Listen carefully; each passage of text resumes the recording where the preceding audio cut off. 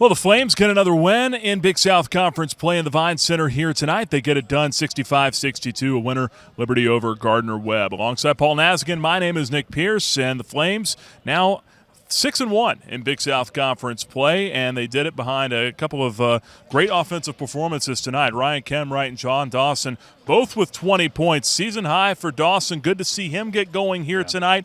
And the Flames offensively in the first half, Naz, only 32%, came out much better, 44% in the second half, and also got some key defensive stops when they needed to down the stretch. Yeah, first half, Flames came out a little bit slow and, a little bit out of sync. But, the message to the team from Coach McKay is trust the process. And that means when you're going through those droughts, lock in on defense, and they did and really kept it close even though they weren't shooting well. And then trust that in time, offense will come. And it certainly did. It got a good rhythm, as well as, especially in the second half, right when they needed it, guys really stepped up and hit some big-time shots at key times during the game. And we saw after the under 4 timeout, the Flames at the free throw line really executing well. John Dawson, I believe Kemrite knocked down a couple as well. The execution down the stretch, the little things, really seemingly what it got it done here tonight. And then the turnover down here that the Flames were able to force as well. Yeah, we kind of said on the broadcast, the Flames took the lead by 2. That Coach McKay wouldn't want it any other way, to have to win it with a stop. And they really did. Got a deflection, got the steal. And then you mentioned free throws. Even spilling back over to the big win up at Radford, the overtime period, Flames score all their points in that overtime from the free throw line, go 12 for 12. Here they grind out a way to make it a 1 or 2 possession game, and they get themselves to the free throw line and hit ones during clutch times. That's how you win games. Little things that mean a lot. Yeah, and you look at this, and Coach McKay, who we'll get to here in just a moment, pointed this out as well. Something little that most fans may not look at in the box score. Georgie Pacheco-Ortiz tonight, 0 for 7 from the field. He had 5 assists, no turnovers, and he took good shots. He sure did. And I just, again, we sort of just rave about him on the broadcast because he had a couple possessions where guys are all over him. He's dribbling, he's weaving. His eyes are constantly moving. Made a great dump down pass to Kemrite. I believe he's finding guys in rhythm so they can get shots. And, yeah, it kind of gets lost in some big performances by Dawson, which great to see him kind of have a breakout night. Yeah. And Kemrite, who's just, Mr. Consistency. But every guy, throughout the ebb and flow of that game, guys stepped up at different times, big times. AC hits a couple big shots, makes a couple nice assists. Lavelle Cabell, a 3 here and there. And then, you kind of don't remember that. But throughout the course of the game, when they needed it, different guys stepped up. And it's just a great team win. Really was. Highlighted, as we said, again, by the 20-point efforts from Kemrite and from Dawson tonight. We had a chance to catch up with both of them, as well as head coach Richie McKay after the ball game. The little things was the difference. I know a lot of coaches say that. Sounds like coach speak, but Georgie Pacheco's possession defensively at the end, when he came up with the steal, that was huge. And just felt like we got back to having a defensive identity in the second half, and it really helped us. We came in clutch with some stops down there at the end, which is what we needed. I mean, I would not like it that way, but if there's any way we're going to win, it's got to be through stops in the pack line, and that's what we take pride in, and that was what really worked for us down the stretch. I'm not focused on the offense. I'm focused on my teammates.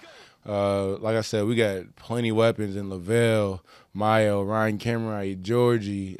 We got some guys on the bench that you haven't seen that can score for us. And like I said, I'm not worried about scoring. I just want to win. And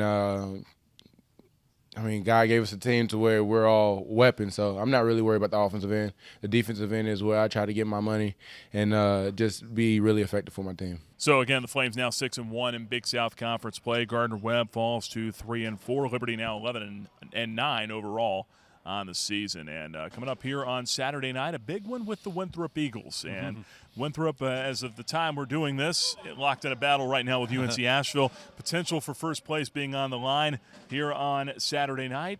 Well, it will be in some capacity. Could be sole possession at first. We'll have to wait and see. But, I asked some of the guys after the game about that and the big matchup. And everyone's saying the same thing, Naz. No one gave me any good sound bites. It's That's good. You tested them and they answered correctly. It's all about 1-0 today. That's right right. now. Good. What's staying in the process. That really says a lot, I think, though, about a team that everyone's kind of on the same page. Yeah, and again, the coaching staff to the team, they're all just got a great work and level-headed approach, not getting too far ahead of themselves, one game at a time. They did it here tonight.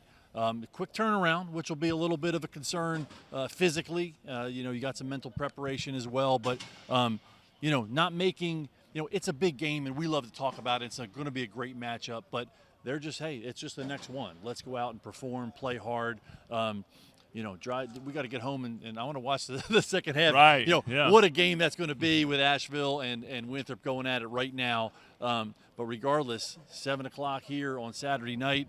We need the crowd here. Absolutely. But the guys will be out there, I think, ready just to kind of, let's lace them up again and give a great effort. One final thought here that I'll point out, and I don't know if John meant to say it this way, but Dawson afterwards said, this team's belief is unbelievable. And really it's evident in the way that they kind of lean on one another. And, obviously we talked about the big scoring outputs here from Dawson and Kemrite tonight, but we've already mentioned, just so many little things along the way, and guys are really playing together and coming together and overcoming that injury to Caleb Holmesley as well. Yeah, they've all stepped up and really, the unity. And again, sometimes we get wrapped up in stats, but when you go in a locker room and you're looking each other in the eye, and I believe in you and I know you believe in me, and we help each other. And again, the pack line working as a unit together. I mean, the confidence in each other, all those kind of intangible characteristics of great teams. They're really coming together and they're being evident on the court. Fun team to watch. Yeah. Should be a fun game to watch coming up here Saturday night, 7 o'clock, Liberty and Winthrop. But the Flames get it done in the Vine Center on Thursday night. Your final score, 65-62, Liberty over Gardner-Webb. For Paul Nazigan, my name is Nick Pierce for the Liberty Flames Sports Network.